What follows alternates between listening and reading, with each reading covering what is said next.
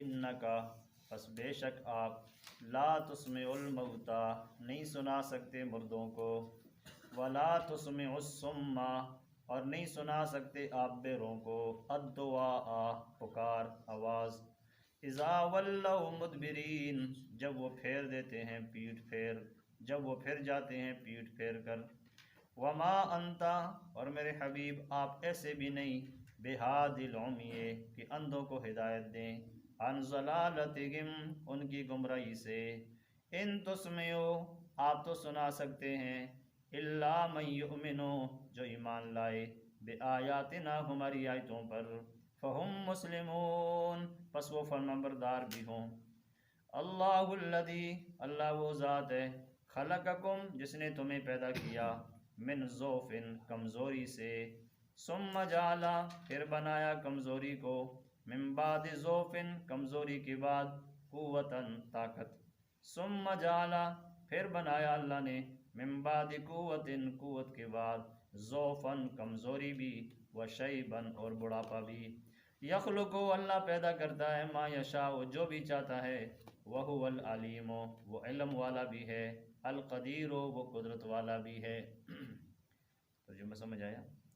جی کل کی درس میں آپ نے سنا دو قسم کی ہوائیں اللہ بھیجتا ہے، ایک ہوا رحمت بن کے آتی ہے اور دوسری ہوا عذاب بن کے آتی ہے۔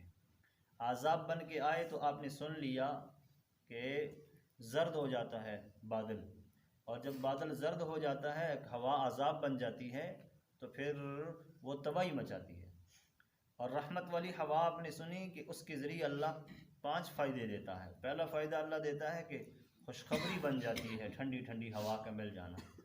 نمبر 2 بارش آ جاتی ہے۔ نمبر 3 کشتیوں کے چلنے کا سبب بن جاتا ہے۔ نمبر 4 رزق فراوانی کے ساتھ مل جاتا ہے، اور نمبر 5 شکریہ کا موقع مل جاتا ہے۔ چیز ایک ہے، فائدے 5 ہیں۔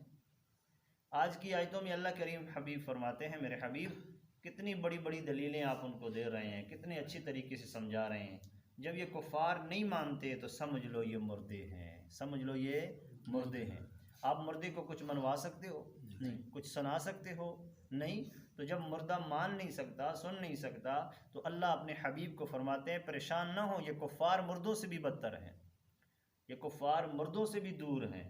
جس طرح وہ نفع نقصان میں نہیں، اس طرح یہ بھی اپنا نفع نقصان نہیں سمجھتے۔ اب ترجمہ سنو۔ فَإِنَّكَ پس بے شک آپ، یہ آپ کون ہیں؟ حضرت محمد صلی اللہ علیہ وسلم، اللہ فرمانے والے، اور آپ مقابلے میں سامنے خطاب جس کو مل رہا ہے وہ نبی کریم صلی اللہ علیہ وسلم۔ فَإِنَّكَ پس بے شک آپ، لا تسمع الموتا نہیں سنا سکتے مردوں کو، مردوں کو آپ نہیں سنا سکتے بات، مردے جو ہوئے، روح جو نکل گئی۔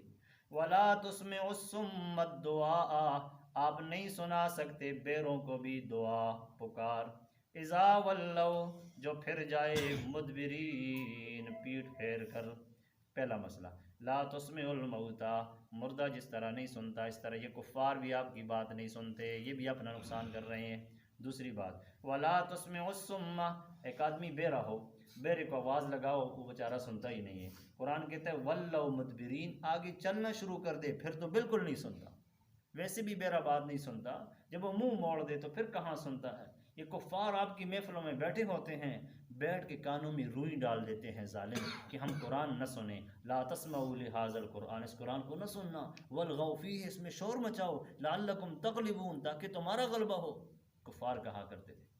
تو اللہ فرماتے ہیں اذا ولوا جب وہ پیٹھ پھیر کے بھاگ جائیں تو پھر ان کو کون سنا سکتا ہے میرے حبیب، ان کو ایسے چھوڑ دو، یہ مردوں سے بھی آگے ہیں، بیروں سے بھی آگے ہیں۔ تیسری بات وما انت بہاد العمی آپ نہیں ہدایت دے سکتے اندھوں کو، عن ضلالتہم ان کی گمراہی سے، جو سامنے قرآن دیکھے، سامنے محمد الرسول اللہ کا چہرہ بھی دیکھے، ان کا اچھا سمجھانا بھی دیکھے، ان کی قابلیت بھی دیکھے، ان کی قبولیت بھی دیکھے، پھر بھی بات کو نہ مانے تو سمجھو یہ اندھے ہیں۔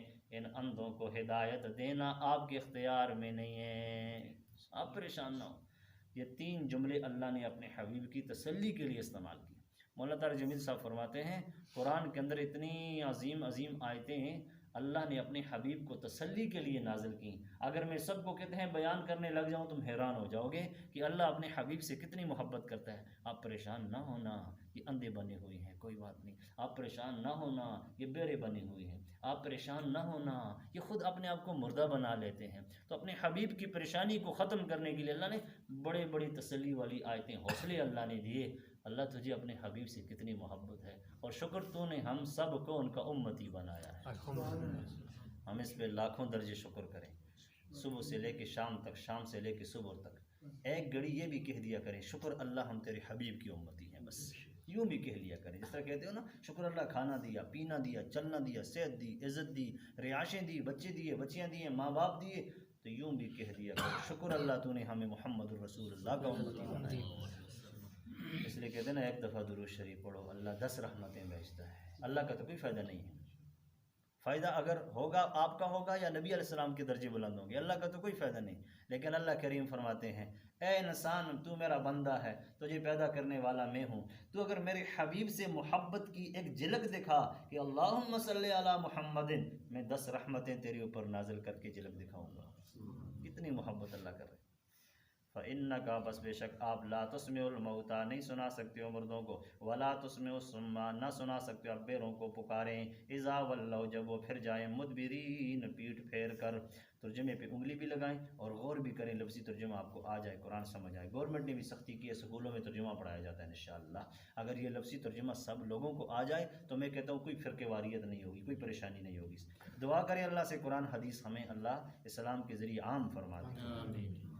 وما انتا اور آپ بھی ایسے نہیں، بہاد العمی کہ ان اندھوں کو ہدایت دیں، عن ضلالتہم ان کی گمراہی سے۔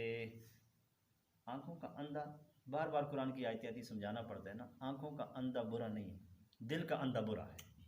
اللہ دل کے اندھے ہونے سے ہمیں بچائے۔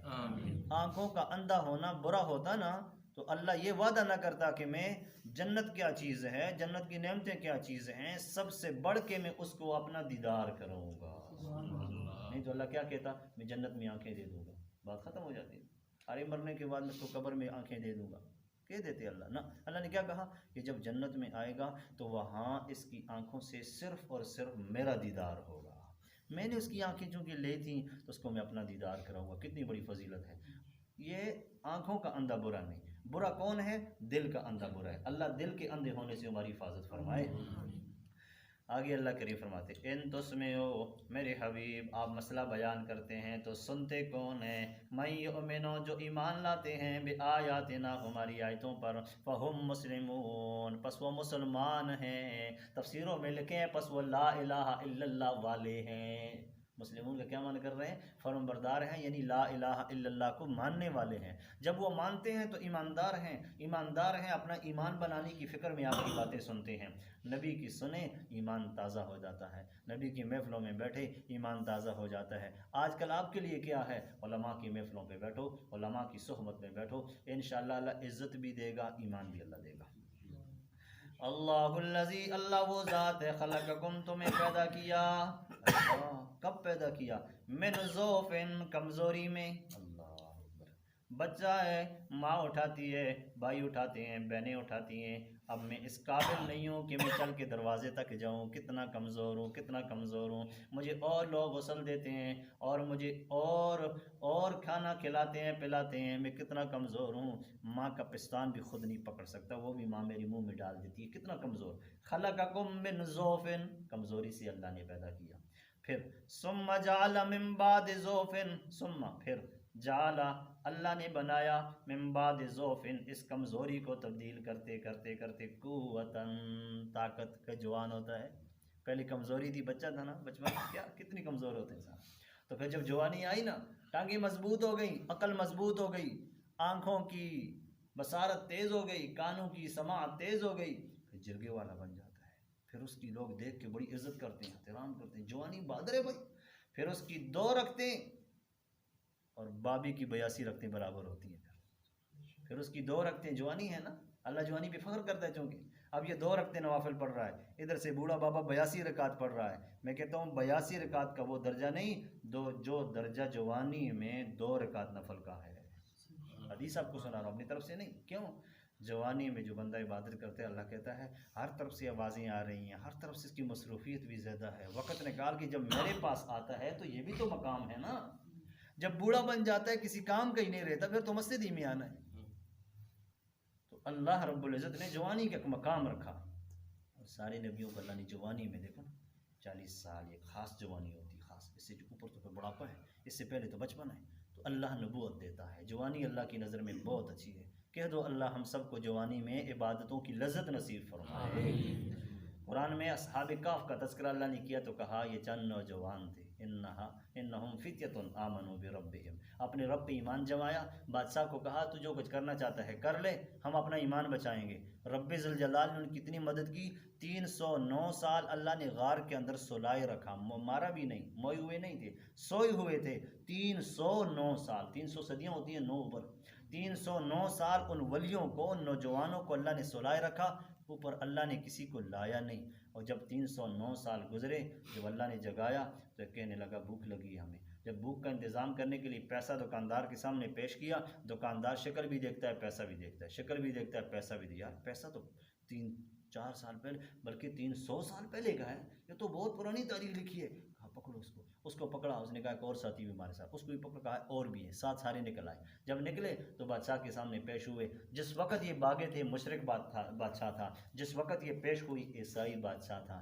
عیسائی بادشاہ نے کیا کہا، یہ رحم دل ہوتے ہیں، جو اصل عیسائی ہوتا ہے نا انجیل والا، یہ مسلمانوں کے ساتھ رحم دل ہوتا ہے۔ جب اس نے اس کی بات سنی کہ یہ کلمے والے لوگ تھے اور مشرک بادشاہ کے سامنے سجدہ نہیں کرتے تھے، بھاگ گئے تھے، اور ان کے ساتھ کتا بھی تھا، اللہ نے اتنا بڑا معجزہ دکھایا، کرامت دکھائی کہ سوئے ہوئے ہیں اور اللہ ان کو سنبھال رہا ہے، مارا نہیں ہے، 309 سال گزر گئے۔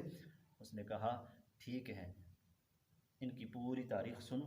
جب تاریخ سنی تو وہ مر گئے، جب فوت ہو گئے تو کہا ان کے یہاں ایک مسجد بناتا ہوں تاکہ یادگار رہے۔ مسجد قرآن میں آتا ہے، سورۃ کہف پڑھو گے، جمعے کا دن ہے، مسجدہ، اللہ نے ان کے اوپر اس بادشاہ سے ایک مسجد بنوائی۔ جب بھی لوگ اس مسجد میں آتے تھے تو اصحاب کہف ولی لوگ یاد آ جایا کرتے تھے۔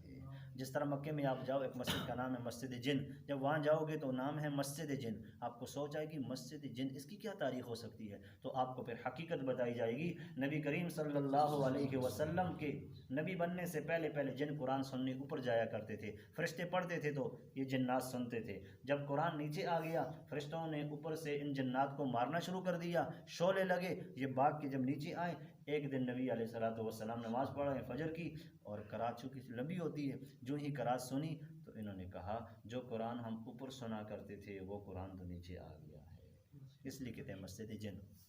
مسجد قبلتین ایک مسجد ہے، قبلتین اس کا کیا نام ہے، 2 قبلے، جس میں 2 محراب بنی ہوئی، الحمدللہ دیکھیں 2 محراب بنے ہیں، تو جس میں نبی علیہ الصلوۃ والسلام نے 2 قبلوں کی طرف ہو کے نماز پڑھائی ہے، پہلے اس قبلے کی طرف پھر اس قبلے کی طرف، تو اس مسجد کا نام ہے مسجد قبلتین، تو اس طرح نام بن گئے۔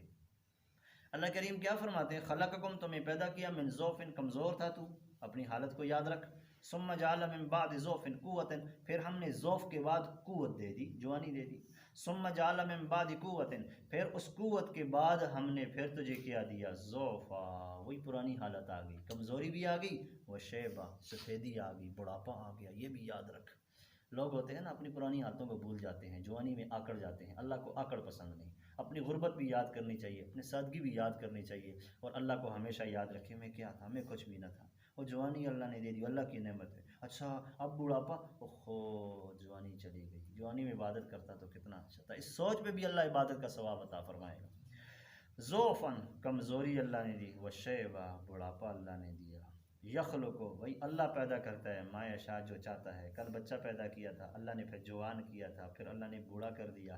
کبھی بچے پیدا کرتا ہے اللہ، بچوں کو لے لیتا ہے، جوان ہی نہیں کرتا، کون پوچھ سکتا ہے اللہ کو؟ کبھی اسی بچے کو جوان کر دیتا ہے، جب ماں جوانی دیکھتی ہے کہ اب یہ کمائے گا، باپ کا بازو بنے گا، باپ زندہ ہوتا ہے، وہ جوان اللہ اس کو اٹھا لیتا ہے، کون پوچھے؟ کتنے نوجوان دنیا سے چلے گئے، تو کوئی پوچھنے والا نہیں۔ اور کبھی یوں ہوتا ہے اسی بچے کو اللہ جوان کرتا ہے، اسی جوانی کو اللہ بڑھاپا دیتا ہے، ایسا بڑھاپا دیتا ہے، ایسا بڑھاپا دیتا ہے، بیٹوں کو کیا، پوتوں کو کیا، پڑپوتوں کو بھی وہ دیکھ لیتا ہے، اتنی اللہ عمر دیتا ہے۔ یخلق کو پیدا کرتے اللہ، ما یشاء، جو بھی چاہتا ہے۔ سب کچھ کرنے والا کون ہے جی؟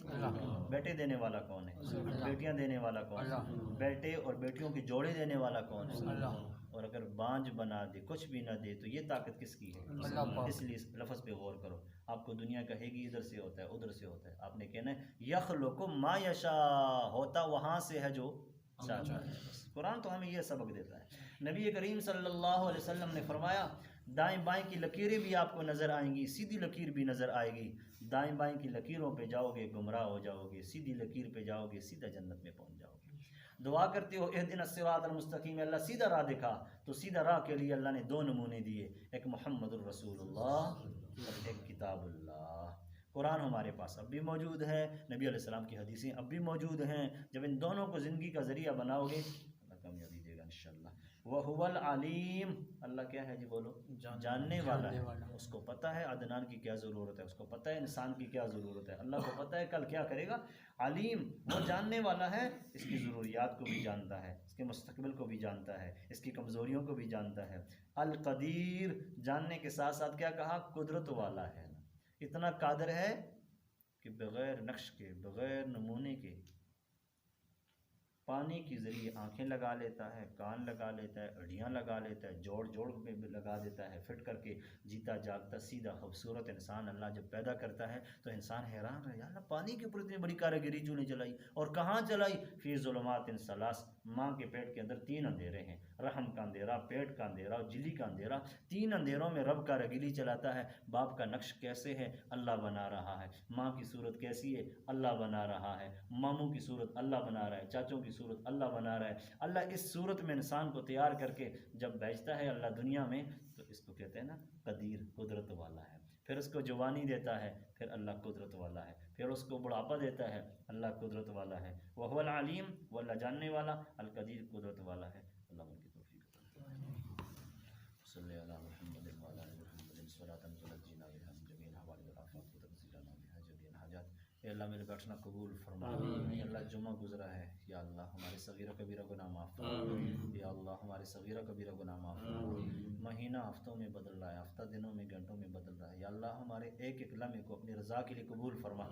اپنی ناراضگی والے اعمال سے ہماری حفاظت فرما، ان عملوں سے ہماری حفاظت فرما جس سے تو ناراض ہوتا ہے، ان اقوال سے ہماری حفاظت فرما جن سے تو ناراض ہوتا ہے. مسلمانوں بیمار ہیں شفائیں عطا فرما، بے روزگار ہیں شری روزگار عطا فرما. تیرے قرآن کو واسطہ دے کے دعائیں کرتے ہیں ربا اس کو ہماری زندگی میں ہمارے لیے کامیابی کا ذریعہ بنا اور ہمیں اس کے مطابق زندگی گزارنے والا بنا. ہمارے ملک کے قوانین بھی اس قرآن کے مطابق فرما. مردوں کو عورتوں کو سب کو دین کا داعی فرما، دین کی سمجھ عطا فرما. معاشرے کے اندر رسومات اور بدعات اور رواج سے ہماری حفاظت فرما کے دین کی سمجھ عطا فرما. صلی اللہ تعالیٰ علیہ